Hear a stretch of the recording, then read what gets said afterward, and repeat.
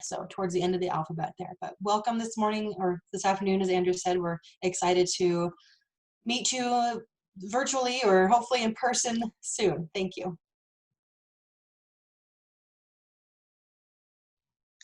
All right. So just a few things as we start off. We are recording this and it will be posted on the engineering website, and we will also upload the PowerPoint, so that will be available to you also on the website after this is over. And the other thing is if you have questions, you can place them in the Q&A box and we'll address those at the end of the webinar. So this webinar will cover our aerospace curriculum and the course sequencing, a typical first semester schedule, which I know many of you are interested in knowing more about, AP, IB, and transfer credit, as well as the applied math exam archives and what that means, how to register for classes, and how to make appointments with your academic advisor, as well as your academic advisor's contact info.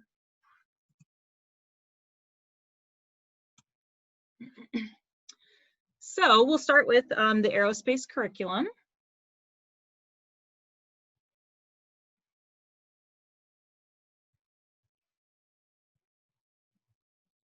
So on our website, on the aerospace engineering website, you'll see this one PDF that shares all of the information, kind of laying out your four-year track.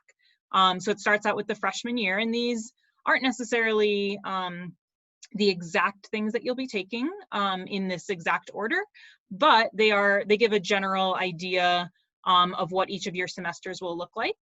So in your freshman year, you'll be taking a lot of foundational classes. Then moving into your sophomore year is really when you get into the core aerospace curriculum.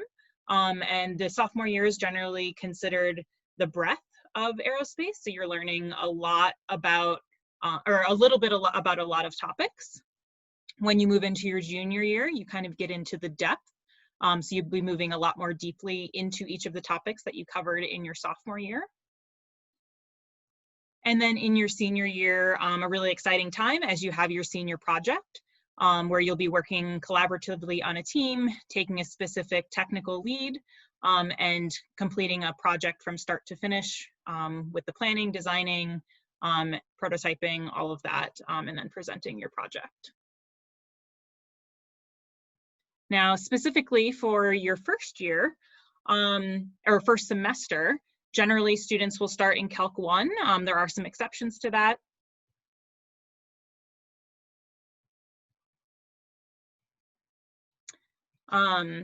As some students come in prepared for pre-calc, other students come in prepared for Calc 2. We'll talk a little bit more about that in a minute.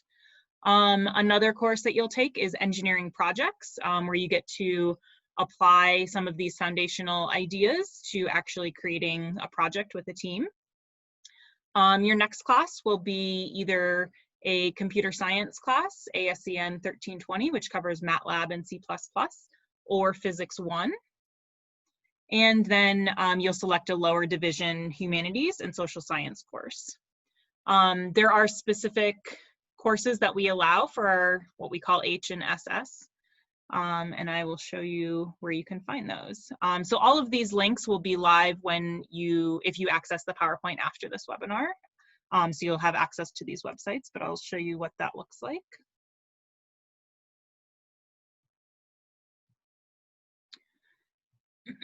So this is on the College of Engineering website, but like I said, you'll have access to that link.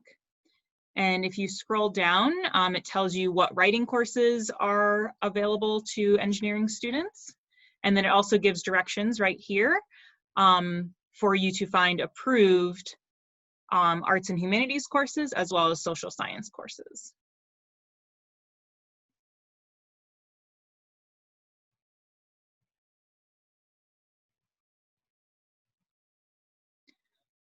You also have room for a free elective, and this can be like a first year seminar course. It sounds like that will be something that's required in the fall for all first year students. It can also be a course that can supplement your calculus. So we have a calculus work group and also a calculus kind of study group.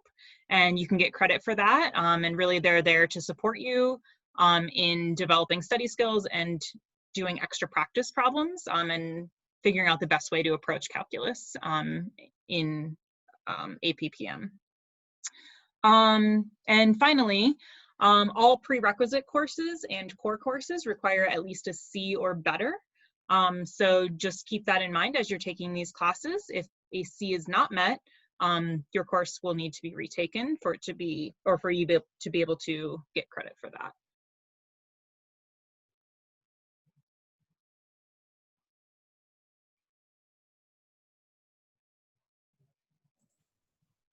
Okay, thank you, Dana. So I'm going to take some time now to cover the APIB and or college course credit that many of you may be wondering about how that works, what it looks like as it comes to CU, that type of thing. So we're definitely going to cover what that can be for math and other courses, as well as discussing a little bit further the math readiness exam and things like that. So just what I want to bring up here is the chart for AP and IB scores. Once again, this can be found once posted on our website after this webinar for you to view. But here's what it looks like. As you can see there at the top, the tabs that have advanced placement, and then the IB, and so on and so forth. So as you scroll on down, you'll notice that on the left-hand side, you have the subject, and then in the middle is the score that you would need to earn the credit at CU Boulder. And then the third or fourth column there, you'll see how it actually comes to CU.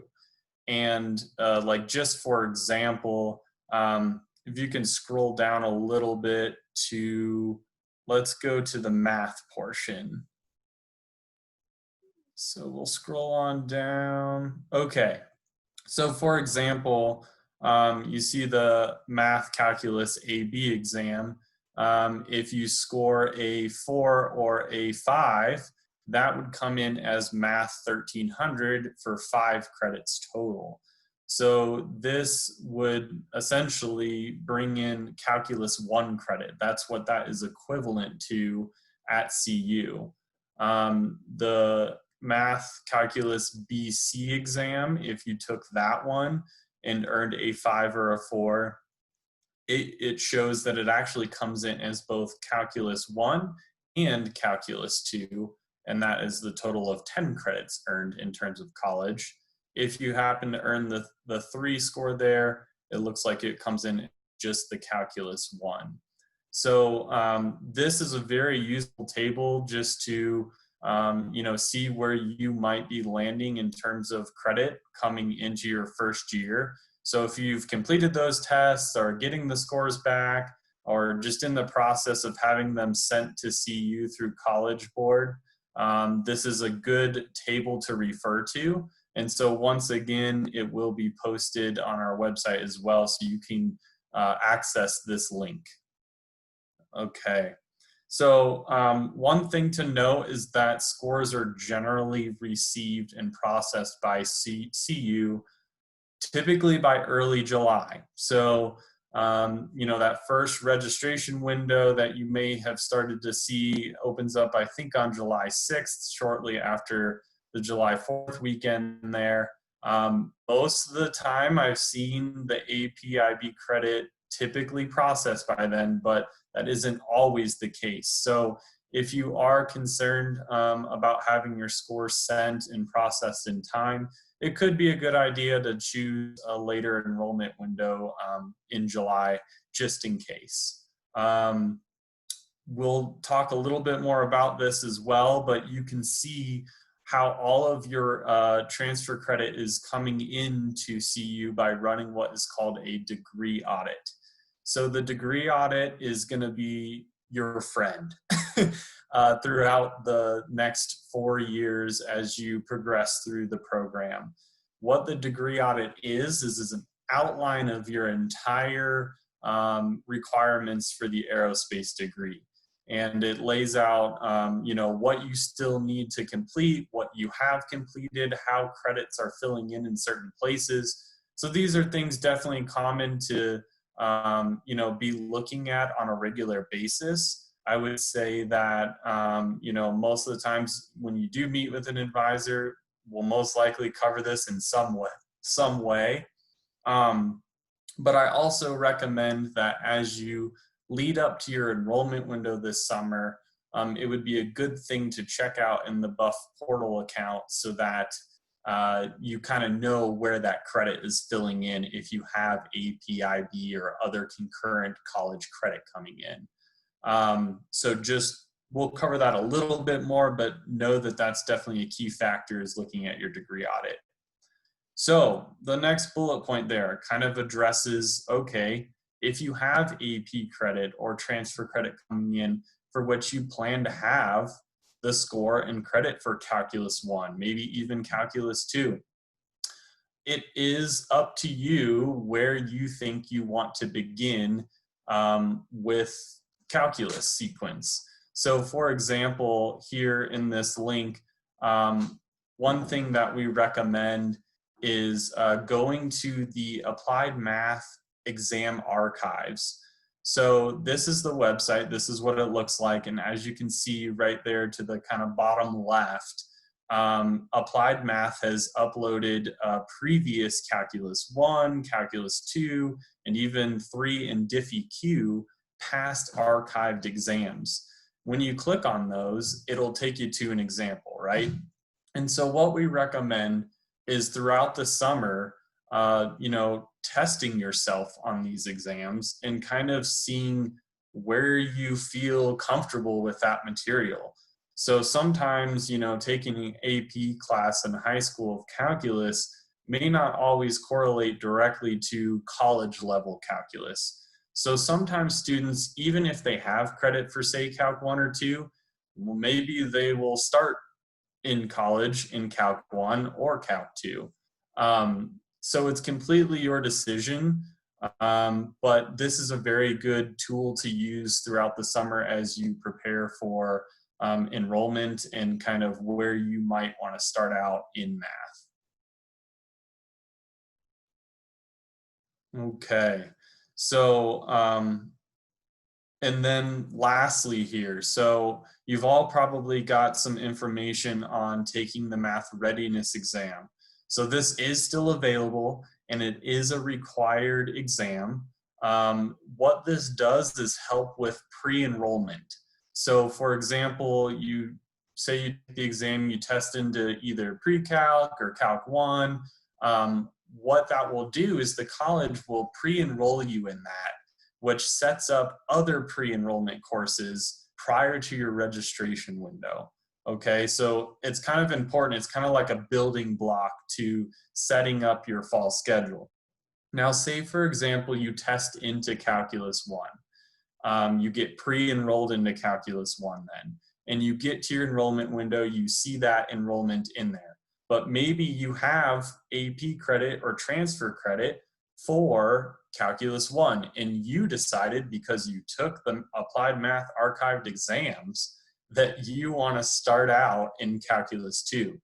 Well, then during that enrollment window, it's your choice. You can choose to drop that Calculus 1 class. The AP or transfer credit will then slide into that slot, and then you can enroll in a Calculus 2 class if you wanted. Same thing for just changing around some sections if you need to make certain things fit. So just remember that it is still available. It's required. It definitely sets up your enrollment for the upcoming windows here in July and is an important piece for getting started. Okay, so as I mentioned earlier, the all-important degree audit, this is just a screenshot of how, from a student lens, you can access the degree audit to see how your AP and or transfer credit is coming in. So here's just a general view of the Buff portal. And right here in the upper left corner where we have the arrow pointing if you click on that and type in Degree Audit, search for that in that flyout window there, that panel will come up and you will then be able to run a new degree audit from there. All right, thanks, Andrew. We're going to drill down a bit into the degree audit. At this slide you can see here, this is what you would click on to be able to see your transfer evaluations. So that's where you'd be able to look at if you did take any like concurrent enrollment courses when you were in high school at a local community college, or if you have AP credit. That's where you're going to be able to see how that came in. So we'll go ahead and look at the next slide there.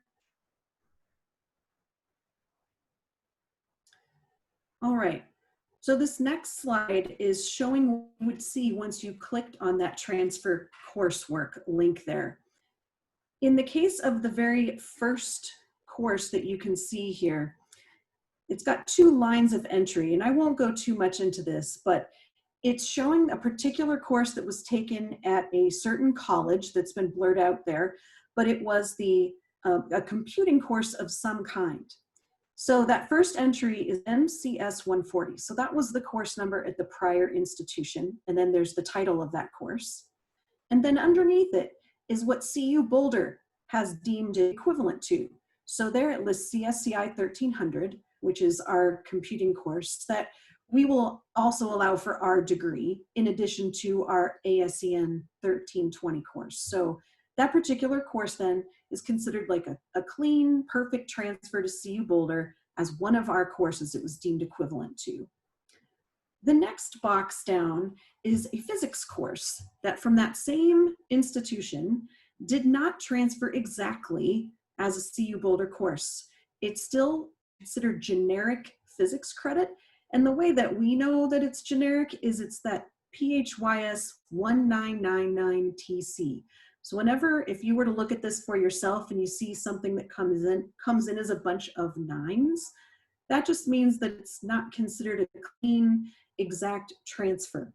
So even though there is technically physics credit associated with this course, it's not necessarily applying directly towards your degree.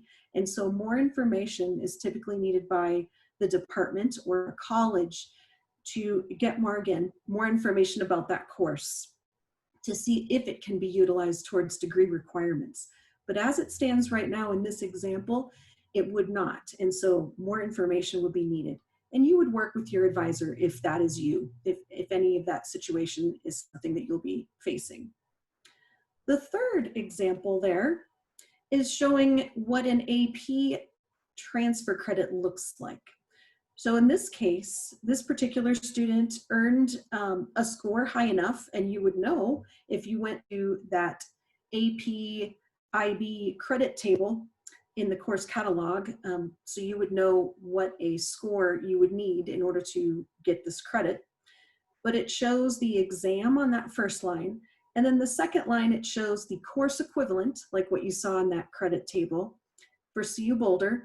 And then it shows the credits that were awarded in that earned credit field there. So they got 3 credits for eBio 1210. So that would then show up on the degree audit when you run it as meeting that particular requirement. Now, biology is not something that we look for in our degree. As Andrew showed you with the calculus, that's kind of what we're going to be looking for. Also, typically you might see some humanities credit from AP exams or IB exam scores as well. But again, it's really all housed in your degree audit. And so that's what we will use for the whole time that you're here at CU to track requirements for your degree.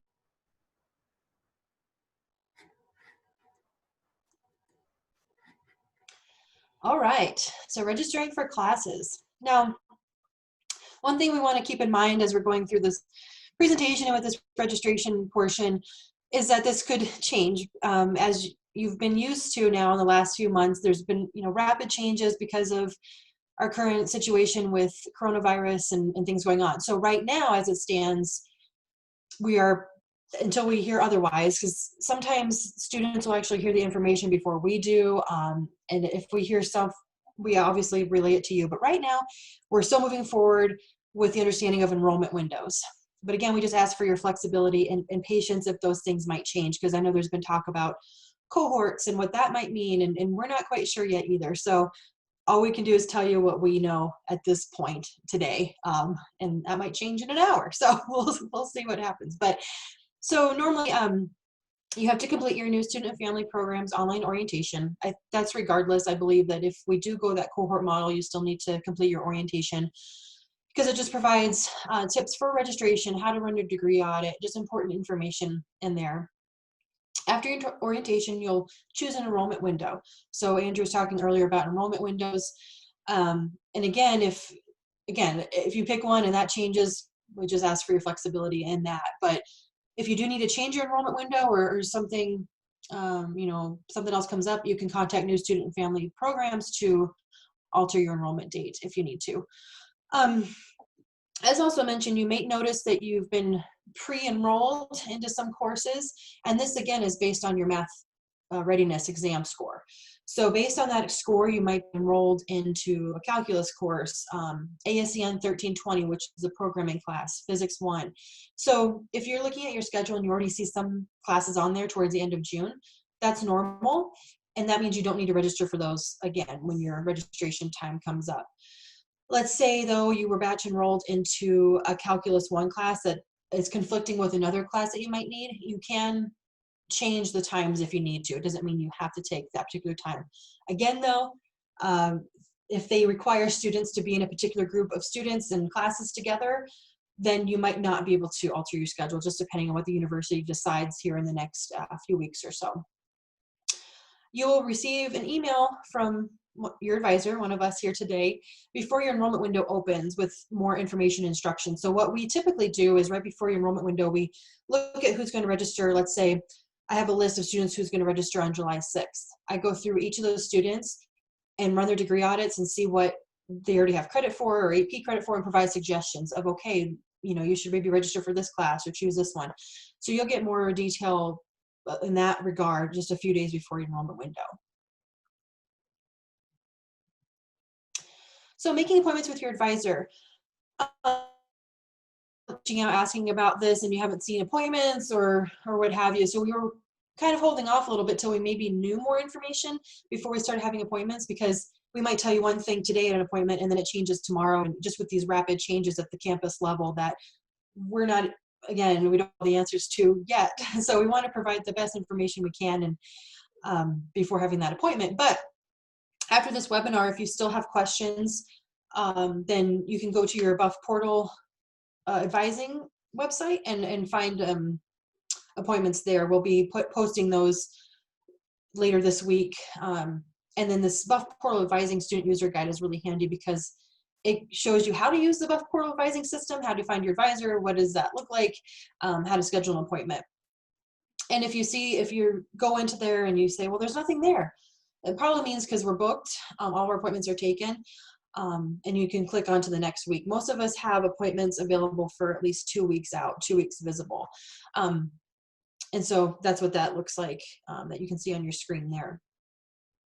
And then what else on there? But this is the student guide that shows you how to use that system. But let's see, and also know that advising appointment is not required to prepare for your enrollment. You can certainly chat with us if you want to, but it's definitely not required. I know as some of the messaging you get in the online orientation or some of those emails you get says you must meet with your advisor. That's not necessary. You can email us questions as well if you'd rather do that. So, and then I think our last slide, if you have questions, again, here's our email addresses. You probably have already have those saved somewhere. But that's how you can reach us. And so again, that was just a general kind of brief overview of what to expect here in the next few weeks in the summer, with the caveat that that could possibly all change soon. We're all in this together and all in this with you in these, with getting information and trying to move forward in the best, most efficient way. So now we will refer to our, you've been submitting some questions in the Q&A, so we will get those, and if a student has asked the same question as a previous student did, then we'll just answer that. But we have some time, so if you're thinking of questions, go ahead and jot those in there, and then we'll do our best to answer those.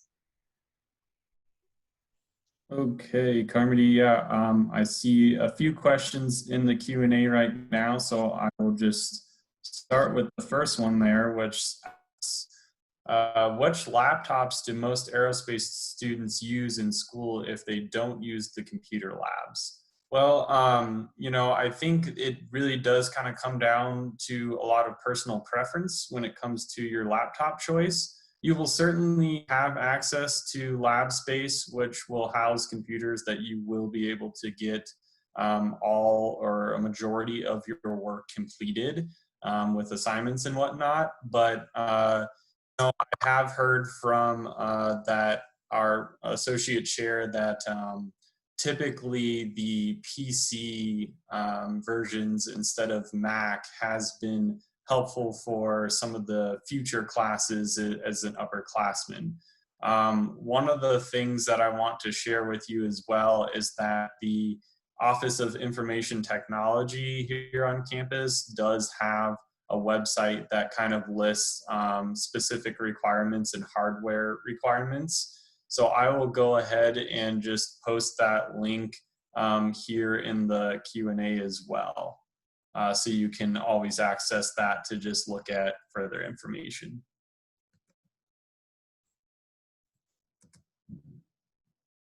Okay.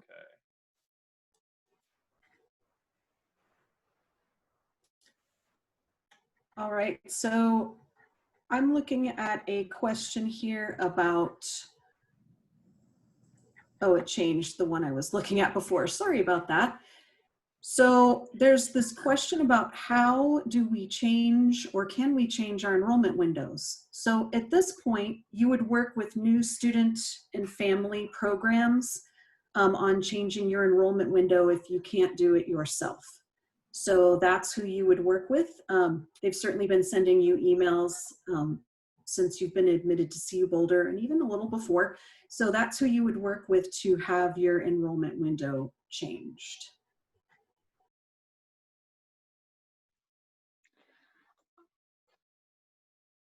So our next question asks about when you run a degree audit. It says something about needing 3 years and 1 foreign language. If you only did 2 years in high school, will you be required to take a 3rd year at CU?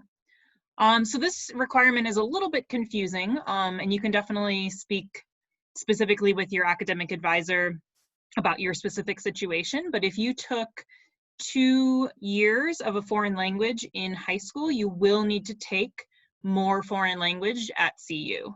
So the options are to continue that foreign language. So let's say you had 2 years of Spanish in high school, you can take the next higher level in CU Boulder.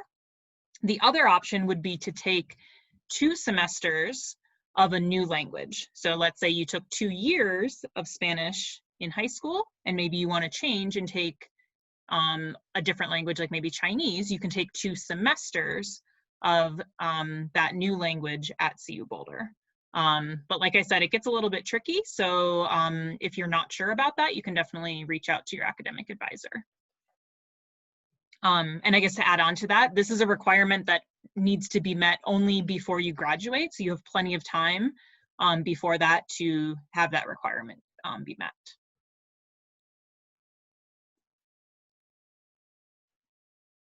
Okay, I think the next question maybe got moved over into the answered area, so I'm going to bring that one back up just in case, but it was, can the Andrews Honor Lecture count as a lower level humanities and social science course? So let's say you're in a, an honors class or something required for another program that you're in, you can refer to the list of humanities and social science options. Some count, some don't. Some, if they don't count towards humanities, social science, it can count towards your free elective space. But generally, depending on the class, because some of those honor lectures cover different topics, global issues, things like that. So generally they will count as humanities, social science, but you'll want to look at your specific class for your specific group, because there's a wide range of what that can look like. But and then it looks like Maureen posted for that person who asked the question the link to the HSS. So that's that is there as well. Thanks. Okay, I will go ahead and take the next question here. So it asks, will you still be able to choose what time and days you want to take APPM 1350, even if it will be on your schedule already? So basically, the short answer is yes, but I want to explain a little bit more behind that. So yes, if you see that Calculus 1 is already on your schedule when you go to enroll once your window opens, and you need to maybe change that time or change a recitation time or something like that, you can do that while your registration window is open. However, the one thing that I strongly recommend is that before swapping a section or changing a section entirely, whether it be lecture or recitation, make sure that the one that you are changing into is still open. I would hate for you to, be enrolled in one of the classes and then, go to switch and it's waitlisted. So, just consider that before. When you are searching for classes, you'll notice like a little green circle. That is saying that that particular section is still open. If you see a yellow triangle or a blue square, the yellow triangle represents that there's a wait list for that particular section, and the blue square shows or represents that it is closed. So just make sure that it is an open section that you are switching to, just because we want to make sure you're set up, for that first fall semester.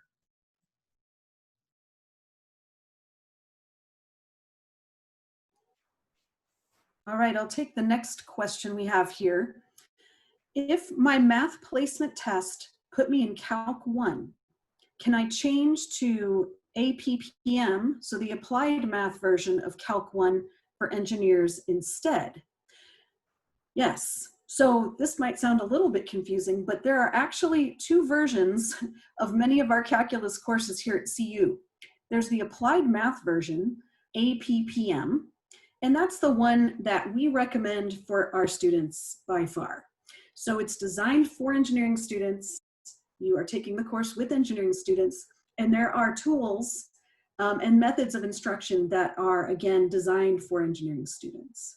There is also on campus the math version of Calc 1, which is MATH, and in the case of Calc 1, it's MATH 1300.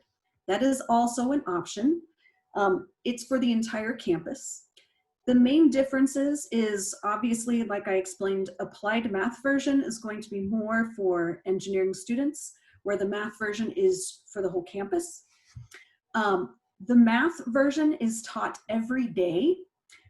Usually it's in a smaller setting, where the applied math version, you have your lecture, usually it's 3 days a week, and then you have a recitation, which is a smaller group. So that's kind of the main difference, is more of a structural thing, and then a bit on the content. They are considered equivalent courses though. So you can certainly interchange between the two if that's what you wish to do. But again, we recommend the applied math version for our calculus for our programs.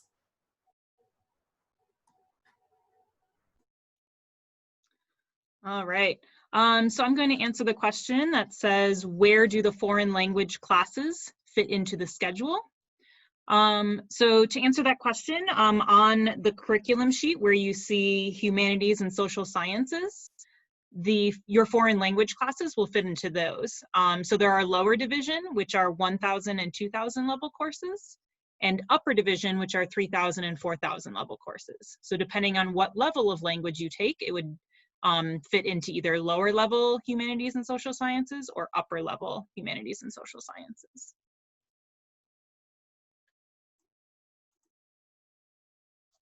All right, so how can I access the PowerPoint after? So this PowerPoint will be posted on that same page where you registered for this webinar. This recording will be posted there, and we'll also link it to the Aerospace website as well. Since that was a quick question, I can go ahead and answer the next one. Should aerospace students choose lab or lecture when looking at Gene 1400? So both. So when looking at classes that require a lab, let's say Gene 1400 says you pick your lecture and you pick your lab, you need both. So yeah, you're picking a lecture time and a lab time. You'll see that a lot in the aerospace classes, especially next year when you get into your sophomore level classes and choosing both. And sometimes you'll have a class that says a recitation. That's similar to a lab, but it's more of kind of maybe study hall or practice time for that. That's what recitation means. So if a class says lecture and lab, you want both. If a class says lecture and recitation, you want both.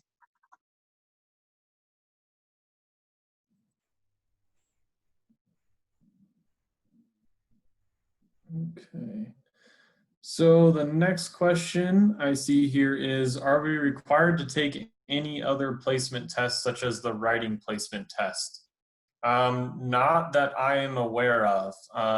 Does anyone else know if there's any other required tests? There's not, unless let's say you want to place into a certain foreign language, then you would need a foreign language placement test. But generally for us, just the math one. Cool. All right, so the next question I see here is, how difficult is it to switch engineering majors after the first year? For example, mechanical engineering. So we have a very flexible first year program in our College of Engineering by design. So the idea is that if most of our students that are in any major are taking very similar courses, your calculus, physics, computing, and some kind of projects course. And again, the idea in that is that people don't always get what they're interested in necessarily right the first time. I can tell you, I've definitely had students that thought aerospace engineering was one thing, and as they're moving through their first year, they're learning it's a little different than they had thought. And vice versa. We have other students that realize, I'm really interested in, aerodynamics, and so I think I might need to come the way of aerospace engineering. So it's definitely something that is certainly doable, especially in that first year. Even in the second year, we have some students change their majors, although that's not as ideal, because as you move through your engineering program, it's going to get more and more specific, and less of those courses are going to cross over departmental lines, so to speak. So I think the first year, definitely not a problem. You do, though, if you have some interest, want to take a look at, like, for instance, mechanical engineering, you'd want to pop over to their website and take a look at their curriculum as well. The curriculum is also listed for all of the incoming first year students on the College of Engineering's website too, so you can easily look at, honestly, it's very, very similar between all of the majors in the beginning, so pretty easy.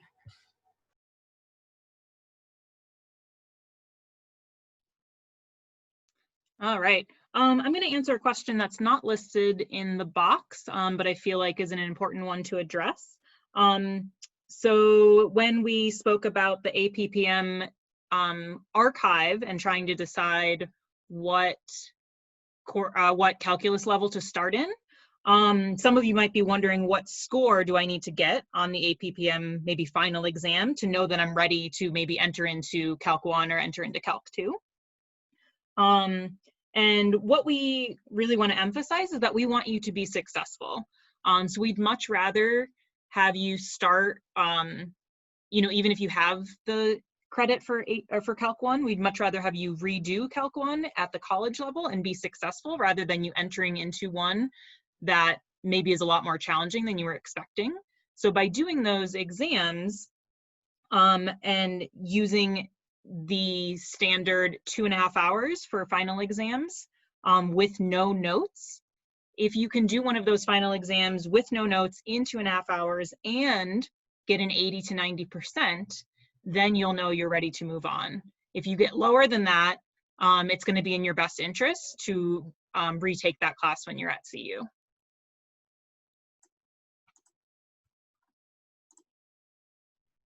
All right, thanks, Dana.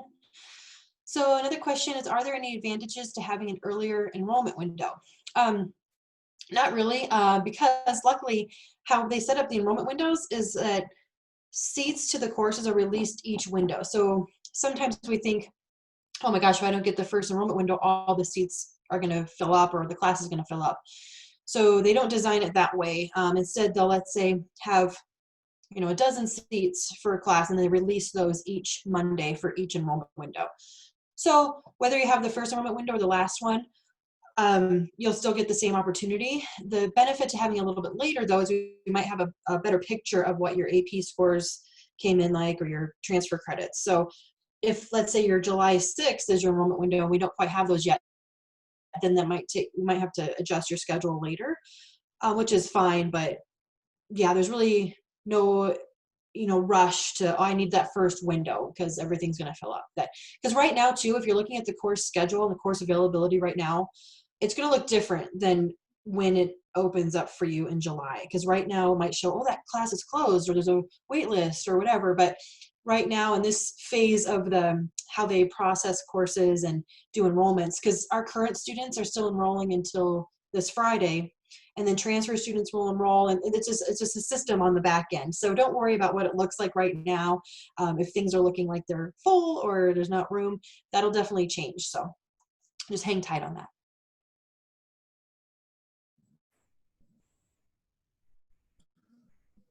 All right, next question is, what engineering path fits well with aerospace if looking to double major or add a minor?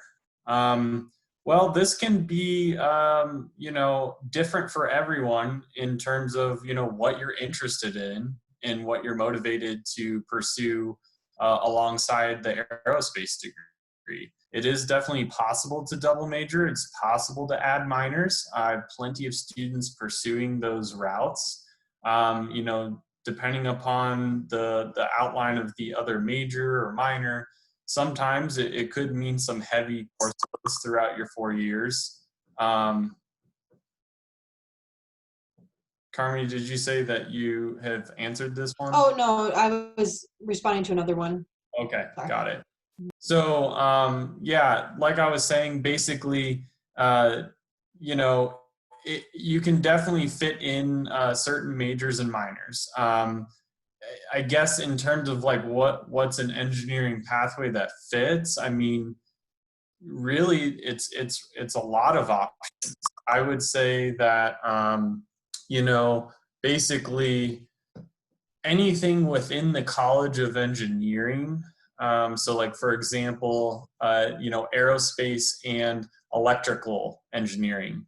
If you wanted to double major or do a minor in electrical, the good part about it being within the same college, the College of Engineering, is that a lot of those requirements are going to be able to kind of overlap, at least on the general ed, maybe math and physics requirements. So there's a decent amount of double counting you can do, so to speak.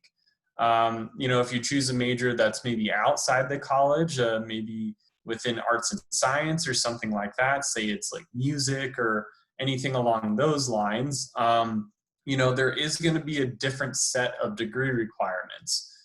Some might be able to still double count and crossover, but it could mean just an extra semester, an extra year to complete both of those. And the same goes for anything within the College of Engineering. So, I think the best thing to do currently is just making sure you are set up well with your first schedule for fall semester within aerospace. And then, as the first year progresses, you kind of get your feet wet a little bit. You start to understand a little bit more like what interests you, what kind of path you might want to follow. And then start really looking into those options, and meeting with your advisor can definitely be a good first step to exploring that route. So definitely possible. But, try to take in the first year a little bit before really making any quick decisions.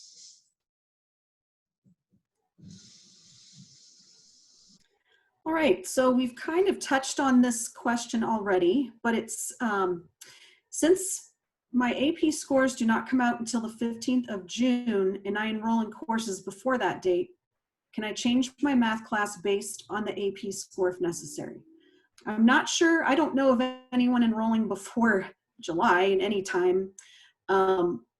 So I'm not sure about that piece of this question. However, as we've mentioned, you can certainly change your math course that you've been pre-enrolled in, depending on what your AP score is. And again, that's one of the reasons why we tend to encourage engineering students to look at some of the later enrollment dates, just because it can help with that, so that your AP score has been evaluated and entered into the system by CU, so that you are able to actually change your course. Because until that's done, our scheduling software does not see that you have credit for Calc 1 when you're trying to enroll in Calc 2 until that AP score has been processed. So definitely, you can change, if you've been pre-enrolled, you can change your math course. You just have to ensure, and you do that by looking at your degree audit, that your AP or transfer credit, whatever you may have, has been processed by CU.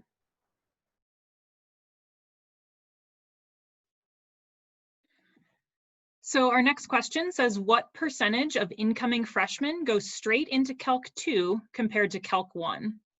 I don't know the percentages right off the top of my head, but I do know that the largest majority of our freshmen start in Calc 1. We have some students that start in pre-calc. We do have some students that start in Calc 2, but really almost all the freshmen are starting in Calc 1.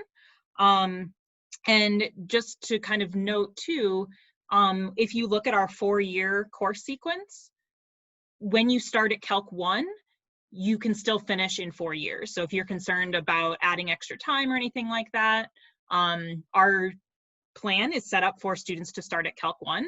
So there's absolutely no problem there. And again, if you're trying to decide, make sure you look at those APPM exam archives. All right, and going back just a minute to the changing course question as well. So generally, yes, you'll be able to change your courses, but again, if things unfold where you are in a cohort with students, I'm not sure what that's going to look like as far as changing your schedule. Because of our current situation, we have to be careful of various things, and that's what the campus is trying to figure out. So let's say you're pre-enrolled into Calc 1, but you want to be into Calc 2.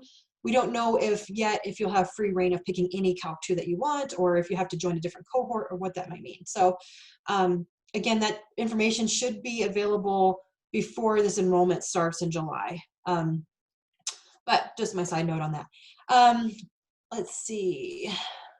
Can I double major in astrophysics while having aerospace as my first major? Is it doable? So I think this could apply to a variety of majors. So if you're thinking of double majoring with astrophysics or physics, general physics, or another engineering major, it's definitely doable. It's just a matter of how much time do you want to spend in school and how full do you want your semesters. Now we have students doing a variety of combinations of majors. I have a couple students who do music and aerospace, and they're generally looking at maybe a 6 to 7 year plan. With astrophysics or another major that's science or engineering focused, there can be some more overlap. However, you are fulfilling 2 curriculums. So astrophysics is in the College of Arts and Sciences, so you'd have to fulfill all arts and sciences requirements as well as all of engineering requirements. So, but again, there's overlap as far as the humanities and social science requirements, the math requirements, and then in your major for aerospace, you have professional area electives, also known as technical electives. So that can be math, science, engineering courses that supplement your major. So that's where you can get some of that double counting, like we talked about a few minutes ago with minors and other majors that can go well with this major, with aerospace major rather. And so something like astrophysics, you can then double count some of those astrophysics courses towards your professional area electives for aerospace. But then above and beyond that, you'll still need to fulfill the full major requirements for astrophysics. So a lot of times students will maybe come in with that idea, and then maybe switch to a minor in astrophysics instead, or a minor in whatever the double major might be. So at this point, we just encourage you to have an open mind. And I know you want to do all the things. You want to try and fit it all in, but already with aerospace, it's quite a full and rigorous curriculum where you'll be very busy, and it's a very lockstep program. So some of our classes are only offered in the fall and some are only offered in the spring. And once you get off that sequence, then you are adding another year to your plan. So again, just to keep that in the back of your mind, it's doable. That's why some students opt for minors instead of double majors, but totally depends on your timeline and the path you want to take, because there is no right or wrong way to do it. You don't have to do it in 4 years. You can do as longer if you want to, trying to do all the things that you want to do while you're here.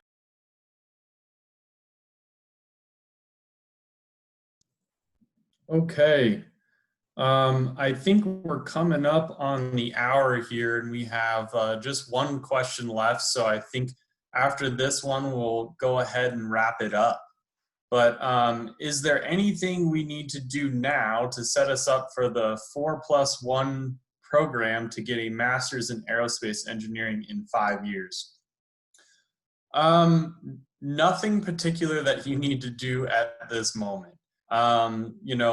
Definitely focus on, getting yourself set up at CU, focus on your current semester classes, things of that nature. Basically, the BAM program that you're referring to, which is a bachelor's accelerated master's, students do not apply for that program until the end of their junior year.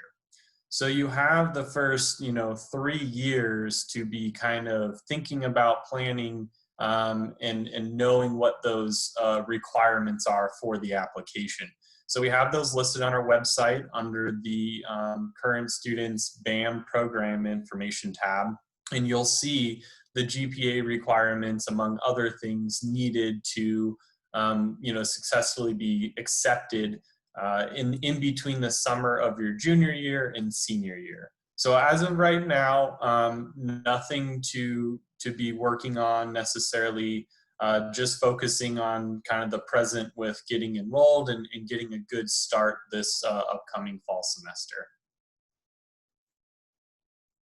Okay. Anyone else have anything else to add, or?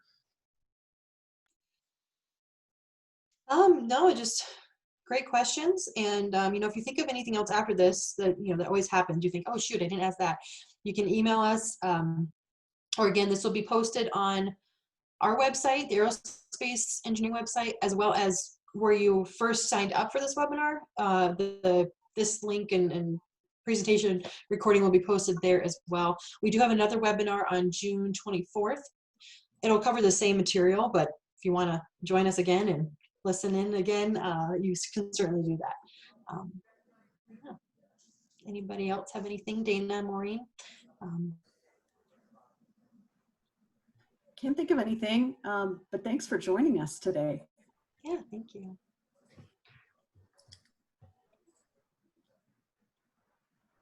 All right, well, thank you all so much for coming, and we look forward to meeting with you in the fall. Bye. Thank you. Bye.